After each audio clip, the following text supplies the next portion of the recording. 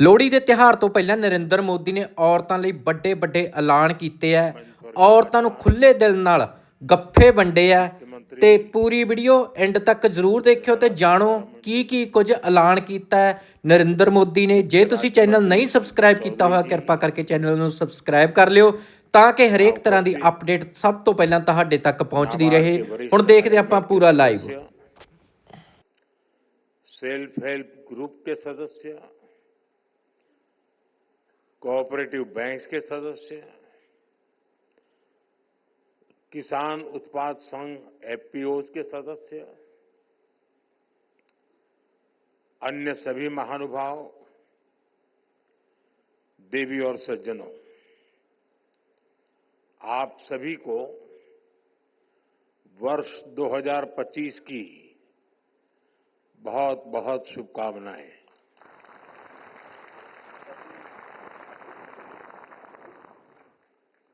वर्ष 2025 की शुरुआत में ग्रामीण भारत महोत्सव का ये भव्य आयोजन भारत की विकास यात्रा का परिचय दे रहा है, एक पहचान बना रहा है।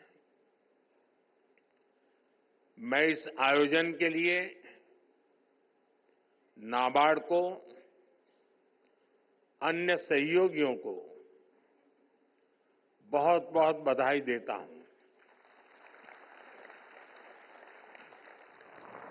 साथियों, हम में से जो लोग गांव से जुड़े हैं, गांव में पले बड़े हैं, वो जानते हैं कि भारत के गांवों की ताकत क्या है। जो गांव में बसा है, गांव भी उसके भीतर बस जाता है। जो गांव में जिया है, वो गांव को जीना भी जानता है। मेरा ये सौभाग्य रहा कि मेरा बचपन भी एक छोटे से कस्बे में एक साधारण परिवेश में बीता, और बाद में जब मैं घर से निकला तो भी अधिकांश समय देश के गांव देहात में ही गुजरा। और इसलिए मैंने गांव की समस्याओं को भी जिया है और गांव की संभावनाओं को भी जाना है। मैंने बचपन से देखा है कि गांव में लोग कितनी मेहनत करते रहे हैं, लेकिन पूंजी की कमी के कारण उन्हें पर्याप्त अवसर नहीं मिल पाते थे। मैंने देखा है गांव में लोगों की इतनी विविधताओं से भरा सामर्थ्य होता है, लेकिन वो सामर्थ्य जीवन की मूलभूत लड़ाइयों में ही खप जाता है। कभी प्राकृतिक आपदा के कारण फसल नहीं होती थी, कभी बाजार तक पहुंच न होने के कारण फसल फेंकनी पड़ती थी। इन परेशानियों को इतने करीब से देखने के कारण मेरे मन में गांव गरीब की सेवा का संकल्प जगा, उनकी समस्याओं के समाधान की प्रेरणा आई। आज देश के ग्रामीण इलाकों में जो काम हो रहे हैं, उनमें गांवों के सिखाए अनुभवों की भी भूमिका है। 2014 से मैं लगातार हर पल ग्रामीण भारत की सेवा में लगा हूं। गांव के लोगों को गरिमापूर्ण जीवन देना, ये मेरी सरकार की प्राथमिकता है। हमारा विजन है भारत के गांव के लोग सशक्त बने, उन्हें गांव में ही आगे बढ़ने के ज्यादा से ज्यादा अवसर मिले, उन्हें पलायन ना करना पड़े, गांव के लोगों का जीवन आसान हो। और इसलिए हमने गांव-गांव में मूलभूत सुविधाओं की गारंटी का अभियान चलाया। स्वच्छ भारत अभियान के जरिए हमने घर घर में शौचालय बनवाए। पीएम आवास योजना के तहत हमने ग्रामीण इलाकों में करोड़ों परिवारों को पक्के घर दिए। आज जल जीवन मिशन से लाखों गांवों के हर घर तक पीने का साफ पानी पहुंच रहा है। साथियों, आज 1.5 लाख से ज्यादा आयुष्मान आरोग्य मंदिरों में लोगों को स्वास्थ्य सेवाओं के बेहतर विकल्प मिल रहे हैं। हमने डिजिटल टेक्नोलॉजी की मदद से देश के बेस्ट डॉक्टर्स और हॉस्पिटल को भी गांवों से जोड़ा है, टेलीमेडिसिन का लाभ लिया है। ग्रामीण इलाकों में करोड़ों लोग ई संजीवनी के माध्यम से टेलीमेडिसिन का लाभ उठा चुके हैं। कोविड के समय दुनिया को लग रहा था कि भारत के गांव इस महामारी से कैसे निपटेंगे, लेकिन हमने हर गांव में आखिरी व्यक्ति तक वैक्सीन पहुंचाई।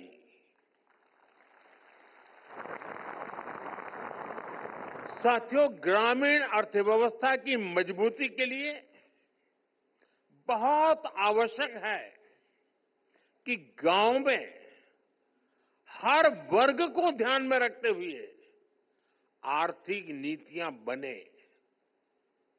मुझे खुशी है कि पिछले 10 साल में हमारी सरकार ने गांव के हर वर्ग के लिए विशेष नीतियां बनाई हैं, निर्णय लिए हैं। 2-3 दिन पहले ही कैबिनेट ने पीएम फसल बीमा योजना को 1 वर्ष अधिक तक जारी रखने की मंजूरी दे दी।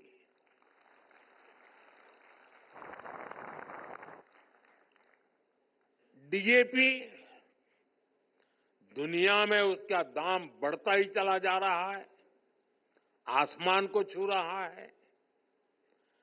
अगर वो दुनिया में जो दाम चल रहे हैं, अगर उस हिसाब से हमारे देश के किसान को खरीदना पड़ता तो वो बोझ में ऐसा दब जाता, किसान कभी खड़ा ही नहीं हो सकता।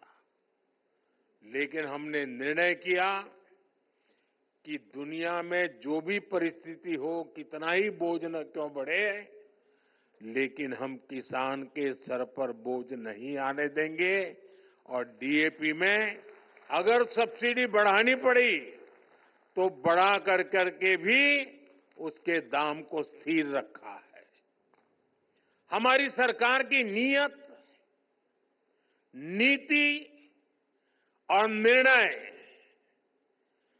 ग्रामीण भारत को नई ऊर्जा से भर रहे हैं। हमारा मकसद है कि गांव के लोगों को गांव में ही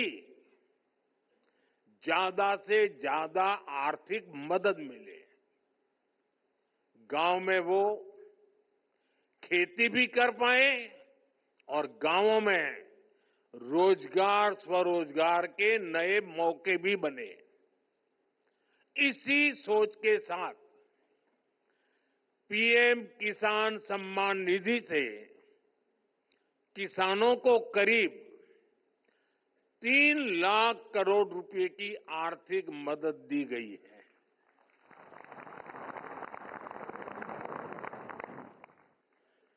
पिछले 10 वर्षों में कृषि लोन की राशि 3.5 गुना हो गई है। अब पशुपालकों और मत्स्य पालकों को भी किसान क्रेडिट कार्ड दिया जा रहा है। देश में मौजूद 9,000 से ज्यादा एफपीओ किसान उत्पाद संघ, उन्हें भी आर्थिक मदद दी जा रही है। हमने पिछले 10 सालों में कई फसलों पर निरंतर एमएसपी भी बढ़ाई है। साथियों, हमने स्वामित्व योजना जैसे अभियान भी शुरू किए हैं, जिनके जरिए गांव के लोगों को प्रॉपर्टी के पेपर्स मिल रहे हैं। पिछले 10 वर्षों में एमएसएमई को भी बढ़ावा देने वाली कई नीतियां लागू की गई हैं। उन्हें क्रेडिट लिंक गारंटी स्कीम का लाभ दिया गया है। इसका फायदा 1 करोड़ से ज्यादा ग्रामीण एमएसएमईज को भी मिला है।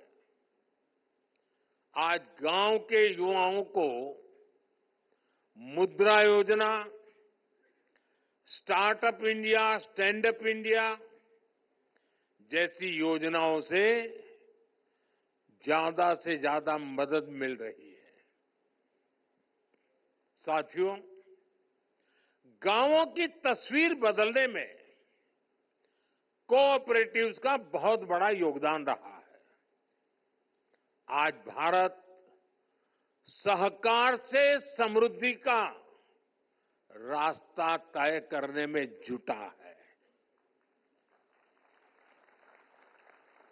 इसी उद्देश्य से 2021 में अलग से नया सहकारिता मंत्रालय का गठन किया गया। देश के करीब 70,000 पैक्स को कंप्यूटराइज भी किया जा रहा है। मकसद यही है कि किसानों को, गांव के लोगों को अपने उत्पादों का बेहतर मूल्य मिले, ग्रामीण अर्थव्यवस्था मजबूत हो। साथियों, कृषि के अलावा भी हमारे गांव में अलग अलग तरह की पारंपरिक कला और कौशल से जुड़े हुए कितने ही लोग काम करते हैं। अब जैसे लोहार है, सुथार है, कुम्हार है, ये सब काम करने वाले ज्यादातर लोग गांव में ही रहते हुए आए। रूरल इकोनॉमी और लोकल इकोनॉमी में इनका बहुत बड़ा कंट्रीब्यूशन रहा है। लेकिन पहले इनकी भी लगातार उपेक्षा हुई। अब हम उन्हें नई स्किल उसमें ट्रेन करने के लिए, नए उत्पाद तैयार करने में लिए, उनका सामर्थ्य बढ़ाने के लिए सस्ती दरों पर मदद देने के लिए विश्वकर्मा योजना चला रहे हैं। ये योजना देश के लाखों विश्वकर्मा साथियों को आगे बढ़ने का मौका दे रही है। साथियों, जब इरादे नेक होते हैं, नतीजे भी संतोष देने वाले होते हैं।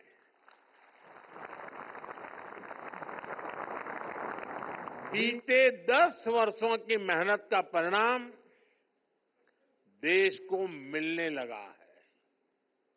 अभी कुछ दिन पहले ही देश में एक बहुत बड़ा सर्वे हुआ है और इस सर्वे में कई महत्वपूर्ण तथ्य सामने आए हैं।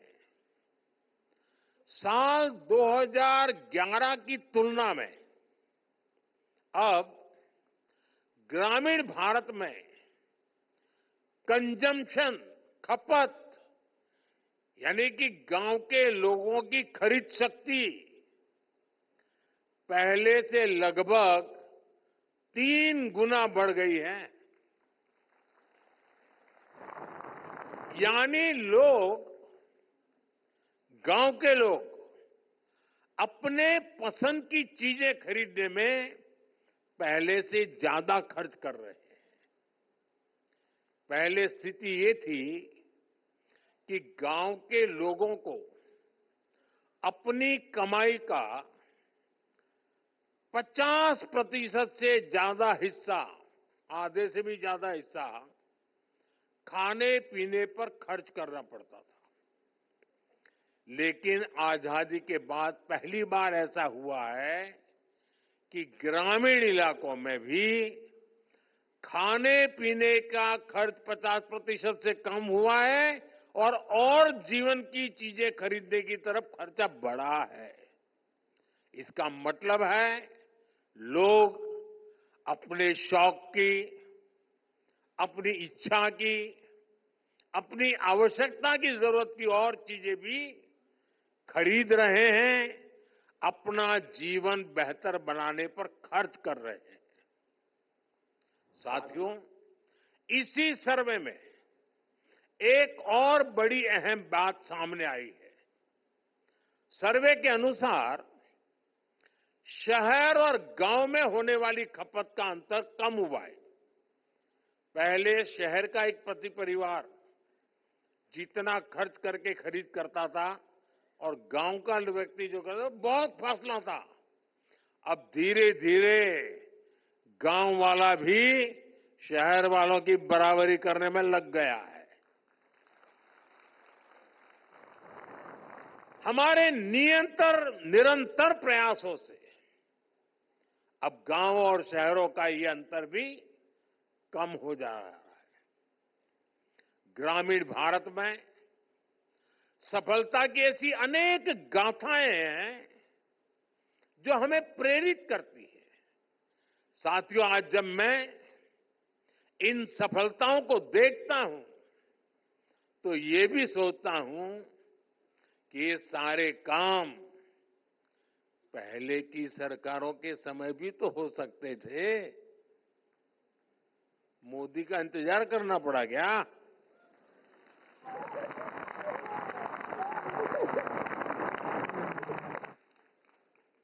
लेकिन आजादी के बाद दशकों तक देश के लाखों गांव बुनियादी जरूरतों से वंचित रहे। आप मुझे बताइए, देश में सबसे ज्यादा एससी कहां रहते हैं? गांव में। एसटी कहां रहते हैं? गांव में। ओबीसी कहां रहते हैं? गांव में।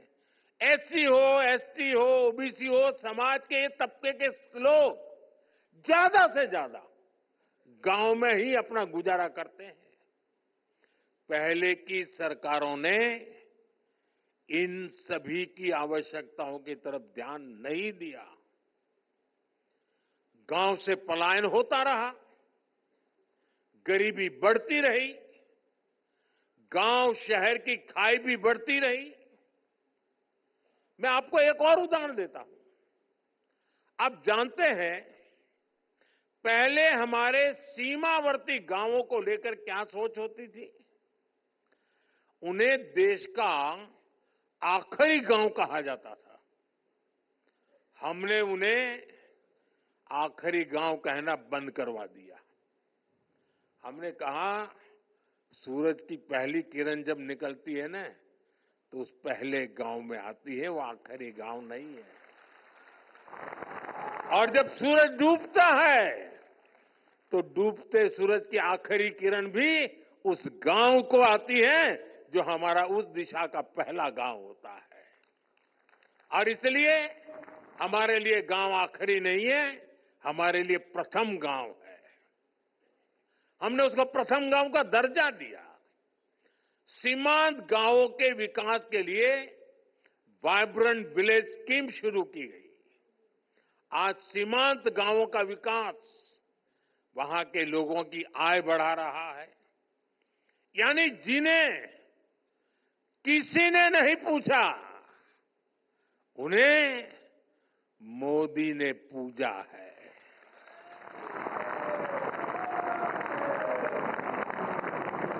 हमने आदिवासी आबादी वाले इलाकों के विकास के लिए पीएम जनवन योजना शुरू की। जो इलाके दशकों से विकास से वंचित थे, उन्हें अब बराबरी का हक मिल रहा है। पिछले 10 साल में हमारी सरकार द्वारा पहले की सरकारों की अनेक गलतियों को सुधारा गया है। आज हम गांव के विकास से राष्ट्र के विकास के मंत्र को लेकर आगे बढ़ रहे हैं। इन्हीं प्रयासों का परिणाम है कि 10 साल में देश के करीब 25 करोड़ लोग गरीबी से बाहर आए हैं। और इनमें सबसे बड़ी संख्या हमारे गांव के लोगों की है। अभी कल ही स्टेट बैंक ऑफ इंडिया की भी एक अहम स्टडी आई है। उनका एक बड़ा अध्ययन किया हुआ रिपोर्ट आया है। स्टेट बैंक ऑफ इंडिया की रिपोर्ट क्या कह रही है?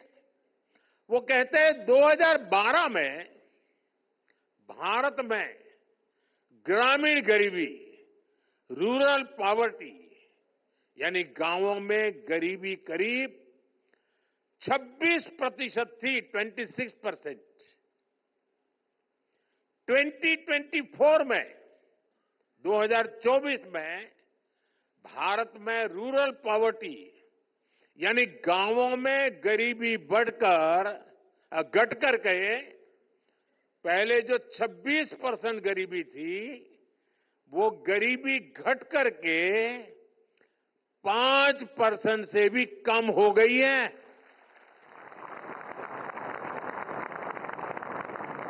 हमारे यहां कुछ लोग दशकों तक गरीबी हटाओ के नारे देते रहे।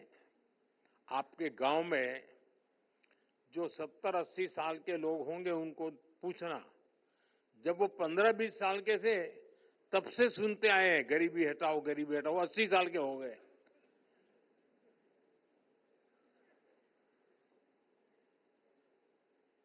आज स्थिति बदल गई है। अब देश में वास्तविक रूप से गरीबी कम होना शुरू हो गई है।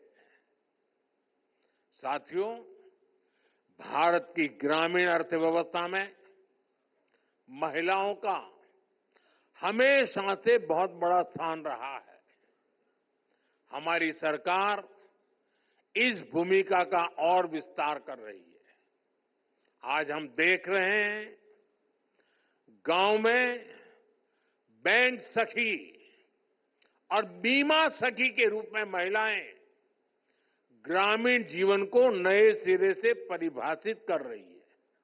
मैं एक बार एक बैंक सखी को मिला, सब बैंक सखियों से बात कर रहा था, तो एक बैंक सखी ने कहा वो गांव के अंदर रोजाना 50 लाख, 60 लाख, 70 लाख रुपए का कारोबार करती है। तो मैंने कहा कैसे? नहीं, बोले सुबह 50 लाख रुपया लेके निकलती हूं। मेरे देश के गांव में एक बेटी अपने थैले में 50 लाख रुपया लेकर के घूम रही है, ये भी तो मेरे देश का नया रूप है। गांव गांव में महिलाएं सेल्फ हेल्प ग्रुप के जरिए नई क्रांति कर रही है। हमने गांवों की 1,15,00,000 महिलाओं को लखपति दीदी बनाया है। और लखपति दीदी का मतलब ये नहीं कि एक बार 1 लाख रुपया, हर वर्ष 1 लाख रुपया से ज्यादा कमाई करने वाली मेरी लखपति दीदी। हमारा संकल्प है कि हम 3 करोड़ महिलाओं को लखपति दीदी बनाएंगे। दलित, वंचित, आदिवासी समाज की महिलाओं के लिए हम विशेष योजनाएं भी चला रहे हैं। साथियों, आज देश में जितना रूरल इंफ्रास्ट्रक्चर पर फोकस किया जा रहा है, उतना पहले कभी नहीं हुआ। आज देश के ज्यादातर गांव हाईवेज, एक्सप्रेसवे और रेलवेज के नेटवर्क से जुड़ रहे हैं। प्रधानमंत्री ग्राम सड़क योजना के तहत 10 साल में ग्रामीण इलाकों में करीब 4 लाख किलोमीटर लंबी सड़कें बनाई गई हैं। डिजिटल इंफ्रास्ट्रक्चर के मामले में भी हमारे गांव 21वीं सदी के आधुनिक गांव बन रहे हैं। हमारे गांव के लोगों ने उन लोगों को झुठला दिया है जो सोचते थे कि गांव के लोग डिजिटल टेक्नोलॉजी अपना नहीं पाएंगे। मैं यहां देख रहा हूं सब लोग मोबाइल फोन से वीडियो उतार रहे हैं, सब गांव के लोग हैं। आज देश में 94% से ज्यादा ग्रामीण परिवारों में टेलीफोन या मोबाइल की सुविधा है। गांव में ही बैंकिंग सेवाएं और यूपीआई जैसी वर्ल्ड क्लास टेक्नोलॉजी उपलब्ध है। 2014 से पहले हमारे देश में 1 लाख से भी कम कॉमन सर्विस सेंटर्स थे। आज इनकी संख्या 5 लाख से भी ज्यादा हो गई है। इन कॉमन सर्विस सेंटर्स पर सरकार की दर्जनों सुविधाएं ऑनलाइन मिल रही हैं। ये इंफ्रास्ट्रक्चर गांव को गति दे रहा है, वहां के रोजगार के मौके बना रहा है और हमारे गांवों को देश की प्रगति का हिस्सा बना रहा है। साथियों, यहां नाबार्ड का वरिष्ठ मैनेजमेंट है। आपने सेल्फ हेल्प ग्रुप से लेकर किसान क्रेडिट कार्ड जैसे कितने ही अभियानों की सफलता में अहम रोल निभाया है। आगे भी देश के संकल्पों को पूरा करने में आपकी अहम भूमिका होगी। आप सभी एफपीओ किसान उत्पाद संघ की ताकत से परिचित हैं। एफपीओ की व्यवस्था बनने से हमारे किसानों को अपनी फसलों का अच्छा दाम मिल रहा है। हमें ऐसे और एफपीओ बनाने के बारे में सोचना चाहिए, उस दिशा में आगे बढ़ना चाहिए। आज दूध का उत्पादन किसानों को सबसे ज्यादा रिटर्न दे रहा है।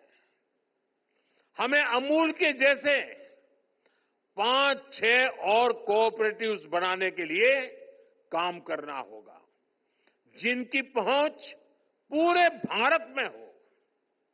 इस समय देश प्राकृतिक खेती, नेचुरल फार्मिंग का उसको मिशन मोड में आगे बढ़ा रहा है। हमें नेचुरल फार्मिंग के इस अभियान से ज्यादा किसानों को जोड़ना होगा। हमें हमारे सेल्फ हेल्प ग्रुप्स को, लघु और सूक्ष्म उद्योगों को एमएसएमई से जोड़ना होगा। उनके सामानों की जरूरत सारे देश में है, लेकिन हमें इनकी ब्रांडिंग के लिए, इनकी सही मार्केटिंग के लिए काम करना होगा। हमें अपने जीआई प्रोडक्ट्स की क्वालिटी, उनकी पैकेजिंग और ब्रांडिंग पर भी ध्यान देना होगा। साथियों, हमें रूरल इनकम को डाइवर्सिफाई करने के तरीकों पर काम करना है। गांव में सिंचाई कैसे अफोर्डेबल बने, माइक्रो इरिगेशन का ज्यादा से ज्यादा कैसे प्रसार हो, वन ड्रॉप मोर क्रॉप, इस मंत्र को हम कैसे साकार करें। हमारे यहां ज्यादा से ज्यादा सरल ग्रामीण क्षेत्र के रूरल एंटरप्राइज क्रिएट हो, नेचुरल फार्मिंग के अवसरों का ज्यादा से ज्यादा लाभ रूरल इकोनॉमी को मिले। आप इस दिशा में टाइम बाउंड मैनर में काम करें। साथियों, आपके गांव में जो अमृत सरोवर बना है, तो उसकी देखभाल भी पूरे गांव को मिलकर करनी चाहिए। इन दिनों देश में एक पेड़ मां के नाम अभियान भी चल रहा है। गांव के हर व्यक्ति इस अभियान का हिस्सा बने, हमारे गांव में ज्यादा से ज्यादा पेड़ लगे, ऐसी भावना जगाना बहुत जरूरी है। एक और सबसे महत्वपूर्ण बात, हमारे गांव की पहचान गांव के सौहार्द और प्रेम से जुड़ी होती है। इन दिनों कई लोग जाति के नाम पर समाज में जहर घोलना चाहते हैं, हमारे सामाजिक ताने बाने को कमजोर बनाना चाहते हैं। हमें इन षड्यंत्रों को विफल बनाकर गांव की साझी विरासत, गांव की साझी संस्कृति को हमें जीवंत रखना है, उसको सशक्त करना है। भाइयों बहनों, हमारे ये संकल्प गांव गांव पहुंचे, ग्रामीण भारत का ये उत्सव गांव गांव पहुंचे, हमारे गांव निरंतर सशक्त हो, इसके लिए हम सबको मिलकर के लगातार काम कर रहा है। मुझे विश्वास है, गांवों के विकास से विकसित भारत का संकल्प जरूर साकार होगा।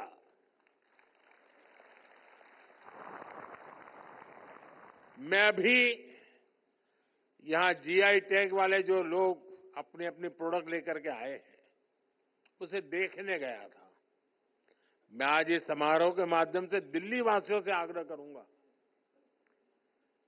कि आपको शायद गांव देखने का मौका न मिलता हो, गांव जाने का मौका न मिलता हो, कम से कम यहां एक बार आइए और मेरे गांव में सामर्थ्य क्या है जरा देखिए।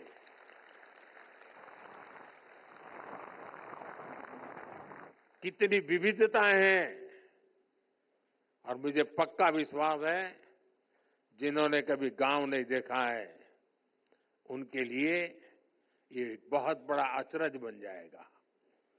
इस कार्य को आप लोगों ने किया है, आप लोग बधाई के पात्र हैं।